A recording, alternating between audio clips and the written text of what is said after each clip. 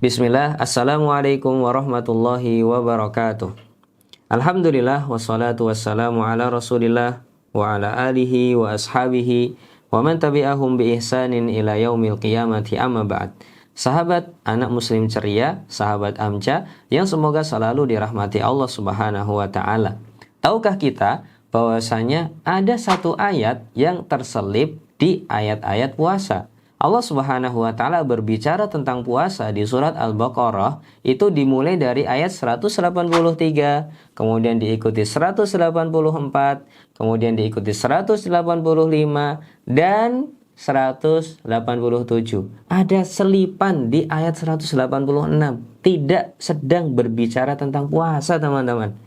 Ayat apa itu? Allah ta'ala berfirman, wa idza sa'alaka ibadi anni fa inni qaribun. Wahai Muhammad, apabila ada orang yang bertanya kepadamu tentangku, maka katakanlah kepadanya, ya, maka aku ini dekat. Fa inni qarib, aku ini dekat. Ujibu da'watad da'i idza da'an, aku akan mengabulkan doa orang-orang yang mau berdoa kepadaku. Falyastajibuli wal yu'minu bi la'allahum yarsyudun. Hendaknya mereka memenuhi perintah-perintahku, menjauhi larangan-laranganku, dan beriman kepadaku agar mereka mendapatkan petunjuk.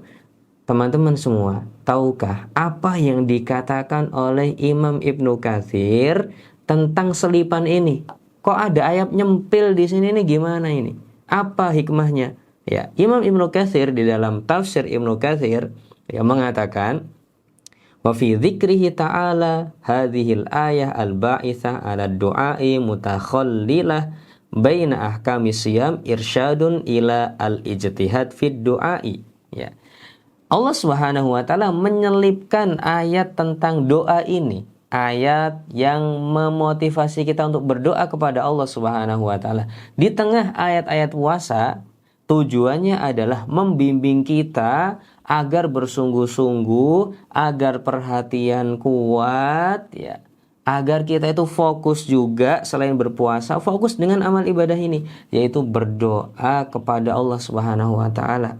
Di bulan puasa, ini adalah bulannya doa. Ini saatnya kita meminta, saat memanjatkan segala hajat dan keperluan kita, ya. Siapa orang yang tidak punya kebutuhan? Semua orang punya. Semua orang yang punya cita-cita itu pasti harusnya bisa berdoa. Karena doa itu bisa dipanjatkan ketika seseorang itu tidak berada di garis normal. Ya. Seseorang ketika tidak berada di garis normal, ada di titik atas, ada di titik bawah. Di titik atas itu adalah harapan, dan di titik bawah itu adalah adanya rasa takut. Ketika seseorang ada harapan dan ada rasa takut, dia bisa berdoa. Bahkan Nabi SAW setiap kali melewati ayat-ayat rahmat, beliau meminta. Setiap kali melewati ayat-ayat adab, ada rasa takut, beliau berlindung. Jadi kalau ada rasa harapan dan ada rasa takut, pasti seseorang bisa berdoa. Semua orang punya masalah, harusnya bisa berdoa. Ingin jadi apa? Ya Allah, saya ingin jadi guru. Ya Allah, saya ingin jadi polisi. Ya Allah, saya ingin jadi presiden. Bisa dengan berharap seperti itu. Berlindung kepada Allah. Ya Allah, saya takut nanti kalau dipukul sama temanku, tolong lindungi aku. Bisa berdoa. Ya Allah, saya ingin nanti ketika sudah lulus kuliah, saya mendapatkan pekerjaan yang baik di dunia ini. Saya ingin Engkau kayakan di dunia ini, ya Allah. Setiap orang yang punya rasa harapan dan seorang yang punya rasa takut harusnya bisa berdoa kepada Allah Subhanahu wa taala. Dan hendaknya sekecil apapun rasa harapan itu, sekecil apapun rasa takut itu, hendaknya berlindung dan meminta kepada Allah Subhanahu wa taala, sebagaimana dikatakan oleh Syekh Muhammad bin Shalih Al-Utsaimin. Beliau pernah mengatakan, ya, hendaknya seseorang meminta kepada Allah Subhanahu wa taala dalam berbagai urusannya, hatta fil umuris shaghirati, bahkan urusan-urusan kecil sekalipun. Dulu para ulama meminta agar masakannya itu asin, meminta garam kepada Allah itu ketika sujud. Ya Allah, tolong anugerahkan garam di dalam makananku. Ketika sujud, teman-teman, meminta garam. Ini sesuatu yang remeh di zaman kita. Minta garam harganya cuma 6.000 rupiah atau 2.000 rupiah sudah dapat garam asin masakan kita. Tapi para ulama meminta ketika berpuasa. Ketika tali sendal kita putus, meminta kepada Allah Subhanahu wa taala, ya Allah tali sendal saya putus, anugerahkanlah gantinya yang lebih baik ya Allah. Meminta kepada Allah Subhanahu wa taala. Apalagi urusan-urusan besar, meminta kebahagiaan di hidup di dunia, meminta kesejahteraan hidup di dunia. Ya Allah, banyakkanlah hartaku, banyakkanlah anak-anakku, berkailah apa yang telah Engkau anugerahkan kepadaku. Ya Allah, panjangkanlah umurku dalam ketaatan kepadamu dan ampunilah dosa-dosaku. Memanjatkan doa ini penting, sangat pantas untuk dipanjatkan di bulan Ramadan ini. Ya.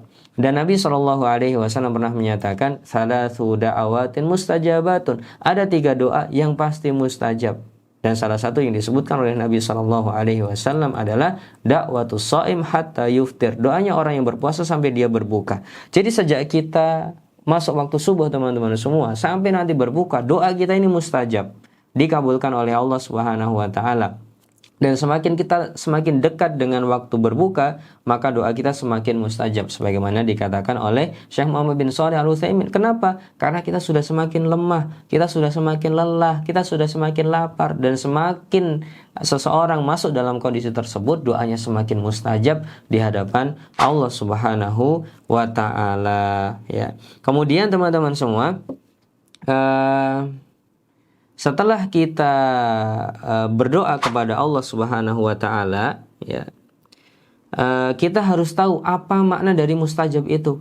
Tadi kan dikatakan doa orang yang berpuasa mustajab. Ustadz, tadi saya sudah berdoa tapi kok nggak dikabulkan oleh Allah Subhanahu wa taala sebagaimana doaku. Ya, teman-teman yang dirahmati oleh Allah Subhanahu wa taala, kemustajaban sebuah doa itu ada 3, bukan hanya 1. Ada 3 pilihannya. Yang pertama, kata Nabi SAW, imma an yu'ajjala lahu da'watuhu. Mungkin akan dikabulkan sesuai dengan permintaannya. Kita minta A, akan dikabulkan A. Minta permen, akan dikabulkan permen. Minta coklat, dikabulkan coklat. Minta sepeda, dikabulkan sepeda. Ini kalau pilihannya yang pertama. Allah akan mengabulkan itu apabila itu baik untuk kita. Kalau Allah tahu ada solusi lain, ada pilihan lain, ada yang terbaik bagi kita selain pilihan pertama, mungkin Allah akan memalingkan, akan menggantikan dengan solusi lain. Mungkin Allah akan menyelamatkan kita dari mara bahaya yang semisal dengan doa tersebut. Misalkan seseorang berdoa kepada Allah, ya Allah tolong anugerahkan kepada hamba uang 1 juta rupiah ya Allah. Ya. Mungkin akan dikabulkan 1 juta rupiah, mungkin kita akan diselamatkan dari mara bahaya yang senilai dengan 1 juta rupiah. Misalkan harusnya kita ditakdirkan Allah untuk tabrakan, naudzubillahi min dzalik. Kemudian gara-gara kita berdoa, ya kita diselamatkan dari tabrakan tersebut. Nah, kalau beneran tabrakan, bisa jadi kita untuk pengobatan dan untuk memperbaiki kendaraan kita harus mengeluarkan uang 1 juta rupiah. Tapi gara-gara kita berdoa, Allah selamatkan itu, dan kita tidak perlu mengeluarkan uang 1 juta rupiah. Ini salah satu juga bentuk doa mustajab. Kemudian yang ketiga adalah imma an yaddakhiraha lahu fil akhirah. Mungkin Allah akan menyimpankan pengabulan doa tersebut di akhirat. Artinya nanti di akhirat akan dapat pahala yang besar dari doa tersebut. Dan kata para ulama, besok kalau orang bertemu dengan doa seseorang yang tidak dikabulkan Allah di dunia, maka dia berandai-andai, andai saja doaku itu tidak ada yang dikabulkan di dunia, andai saja dikabulnya di akhirat semua ini, wah luar biasa pahalanya, gitu.